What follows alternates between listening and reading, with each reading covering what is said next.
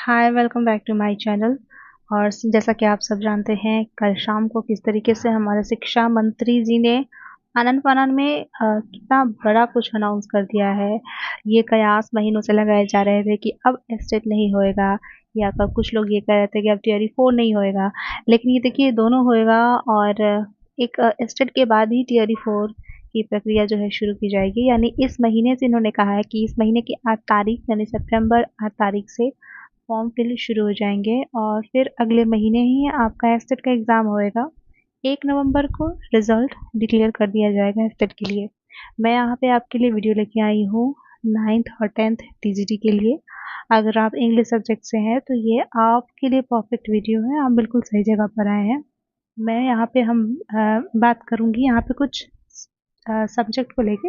ये specific subject है, यानी अगर आपने इंग्लिश चूज़ किया है तो 100 क्वेश्चन जो है आपके इंग्लिश के आएंगे, जो कि पूरे 100 मार्क्स के होंगे। कुछ अदर स्किल्स की हम भी बात कर ले यहाँ पे। तो जैसे कि आर्ट ऑफ टीचिंग है, 30 नंबर का ये हो जाएगा। जनरल नॉलेज है 5 नंबर का। इन्वायरमेंटल साइंस है, 5 क्वेश्चन आएंगे इससे। मैथमेटिकल एप्टीट्यूड के 5 क्वेश्चन आएंगे, और लॉजिकल रीजनिंग के भी 5 क्वेश्चन। ये जितने क्वेश्चन दिख रहे हैं आपको, उतनी नंबर के ये सारे मार्क्स है। इस तरीके से हम देखें तो 100 नंबर जो हमारा स्पेसिफिक सब्जेक्ट हो जाएगा, और 50 नंबर अदर स्किल्स के जो हो जाएंगे। टोटल मिला के हो जाएगा आपको 150 नंबर का एग्ज़ाम मोड ऑनलाइन यानी सीबीटी। फिर एग्ज़ाम का ड्यूरेशन क्या होएगा, 2.5 घंटे का होएगा, और 150 मिनट यानी 150 मिनट 150 क्वेश्चन। एक क्वेश्चन आपका 1 मिनट के लिए है। और फिर अब हम नेगेटिव मार्किंग की बात कर लें यहाँ पे, तो यहाँ पे कोई भी नेगेटिव मार्किंग नहीं रहने वाला। यानी अगर आप तुक्का भी लगाते हैं तो सही हो जाएगा। और ये हमारे पास स्टेट पेपर 1 का सिलेबस है इंग्लिश का। और जैसा कि मैंने बता दिया है कि ये पेपर 1 है, और ये आपको 100 मार्क्स का है। फिर हम यहाँ पे यूनिट जो 1 है, जो इंग्लिश सब्जेक्ट की बात करेंगे, ये कुछ सिलेबस है। यानी कि इसमें हमें क्या क्या पढ़ना है, कैसे कैसे पढ़ना है, इस बारे में हम सब कुछ भी डिस्कस करेंगे। और हम जानेंगे यहाँ पे कुछ ग्रामर के सेक्शन है, ग्रामर के आइटम्स, और उसके स्ट्रक्चर्स की बात करें तो कुछ रीइंफोर्समेंट ऑफ आइटम्स मिलेंगे आपको। वो कैसे है, जैसे कि हम सीक्वेंस ऑफ टेंस की बात करें जो कि कनेक्टेड स्पीच में है। रिपोर्टेड स्पीच बात करें, ये एक्सटेंडेड टेक्स्ट है। हालांकि जिस तरीके से आपको ये दिख रहा है ना, उससे डरने की बहुत ज़रूरत नहीं है, क्योंकि सब कुछ जो भी है ना, ये सब ग्रामर है, और ग्रामर में इतना कुछ डरने वाली बात नहीं होती। फिर यूज़ ऑफ नॉन फाइनाइट्स है, पैसिव वॉइस हम सब पढ़ते हुए, पंक्चुएशन मार्क हम स्कूल से ही पढ़ते हुए आए हैं। प्रीपोजिशन है, synthesis using cohesive devices. Synthesis ये होता है जैसे कि हम सेंटेंस को कैसे जोड़ते हुए एक पैराग्राफ के फॉर्म में देते हुए हैं। फिर हम आते हैं फ्रेजेस और इडियम्स में, इसके साथ कुछ फ्रेजल वर्ब्स और प्रीपोजिशनल फ्रेज है ये जुड़ा हुआ है। क्लॉज जुड़ा है जो कि कंडीशनल क्लॉज है।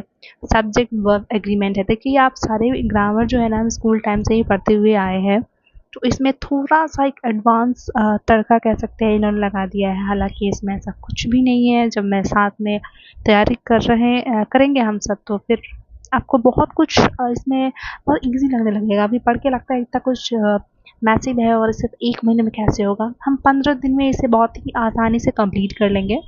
और फिर जब हम आगे के जो 15 दिन है वो हमारे सिर्फ रिवीजन को बचेंगे, उससे ज़्यादा कुछ भी नहीं इसमें रहने वाला है। ठीक है, अब हमने जाना था कि इसमें art of teaching other skills है। इसको 2 कैटेगरी में इसने डिवाइड कर चुका है, ये ए है और ये बी है। ए में इतना कुछ पढ़ने को है, मार्क्स 50 नंबर ही है, यानी कुछ भी बहुत ज़्यादा नहीं है। जो आर्ट ऑफ स्किल है उसको थोड़ा सा इसने यहाँ पे इलेबोरेट किया है कि हमें आर्ट ऑफ टीचिंग में कौन कौन सा टॉपिक पढ़ना हुआ है, क्योंकि अब तक हमने जाना कि सिर्फ आर्ट ऑफ टीचिंग पढ़ना, लेकिन आर्ट ऑफ टीचिंग में क्या क्या पढ़ना है ये हमें नहीं मालूम था। तो हम जानेंगे टीचिंग और लर्निंग के लिए, यानी कि टीचिंग क्या है, लर्निंग क्या है, इसका मीनिंग, प्रोसेस और कैरेक्टरिस्टिक। मुझे लगता है जितने लोगों ने भी सीटेट क्वालिफाई किया है उन लोगों के लिए बहुत ही हलवा होने वाला है। Teaching objective and instructional objectives, यानी मीनिंग, टाइप्स। ब्लूम्स की टैक्सोनॉमी ने तो सभी ने सीटेट में बीएड में पढ़ा हुआ है। टीचिंग मेथड्स की बात करें तो उसके टाइप्स क्या हैं, उसके कैरेक्टरिस्टिक्स क्या हैं, merits demerits of methods. Lesson plan हमने बीएड के समय बनाया हुआ है। टाइप्स, इसका फॉर्मेट और वेरियस मॉडल क्या है, micro teaching, instructional analysis. Micro teaching तो हमने बीएड में भी करा हुआ है, तो मुझे नहीं लगता कि बहुत ज़्यादा आपको दिक्कत आने वाला है। पढ़ के लगता है कि बहुत टफ होएगा, लेकिन ऐसा कुछ भी नहीं है। जब मैं पढ़ाऊँगी आप लोगों को, हम साथ मिल के तैयारी करेंगे तो बहुत ही आसान होने वाला है। इफ़ेक्टिव इकोसिस्टम ऑफ क्लासरूम है, टेक्स्ट बुक और लाइब्रेरी है। क्वालिटीज़ ऑफ टीचर, टीचर में क्या क्वालिटीज़ होनी चाहिए, इवैल्यूएशन, असेसमेंट फॉर लर्निंग, ये सब क्या होना चाहिए।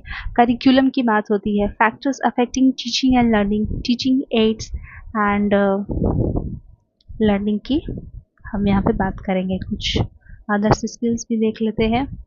कुछ अदर्स स्किल में हम पाएंगे GK, general knowledge, environmental science, mathematical aptitude और लॉजिकल रीजनिंग। मुझे लगता है कि मैथमेटिकल और लॉजिकल जैसा जैसा कुछ है नहीं, बहुत ही आसान होएगा।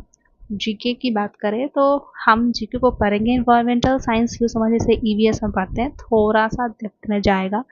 ऐसा इसमें कुछ नहीं होने वाला है कि आपको कोई तोप चीज़ नहीं है इसमें, बहुत ही है। तो ये हमारे पास एक सिलेबस है, बहुत ही छोटा सा सिलेबस है। आप देख रहे हैं स्टेट के लिए, ये स्टेट पेपर 1 है, यानी अगर हम 9th और 10th का एग्ज़ाम दे रहे हैं तो ये उसके लिए होगा।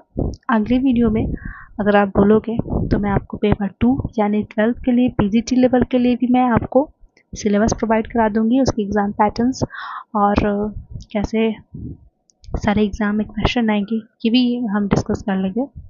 अच्छा, एक और चीज़ है, ये है कि क्या आप चाहते हो कि एक ऐसा वीडियो आए जिसमें क्या एग्ज़ाम का स्ट्रैटेजी होगा, हम सब वो डिस्कस करें। अगर आप चाहते हो तो आप कमेंट में ज़रूर बताना, ताकि मैं अगला वीडियो उसी पे लेके आऊँ कि हमारे एग्ज़ाम की स्ट्रैटेजी क्या होने वाला है। इस 1 महीने तक हमारे एग्ज़ाम की स्ट्रैटेजी कैसी होगी, हमें कैसे एस्टेट को पास करना है, क्योंकि हम सब जानते हैं उसके बाद TRE 4 होगा, और फिर TRE 4 के लिए हमें ये मौका बार बार नहीं मिलेगा कि हम 9, 10th, 11th, 12th के लिए फॉर्म भर सके। तो मुझे लगता है आप में से कोई भी इस मौके को गंवाना नहीं चाहेगा। तो फिर मुझे कमेंट करके बताइएगा।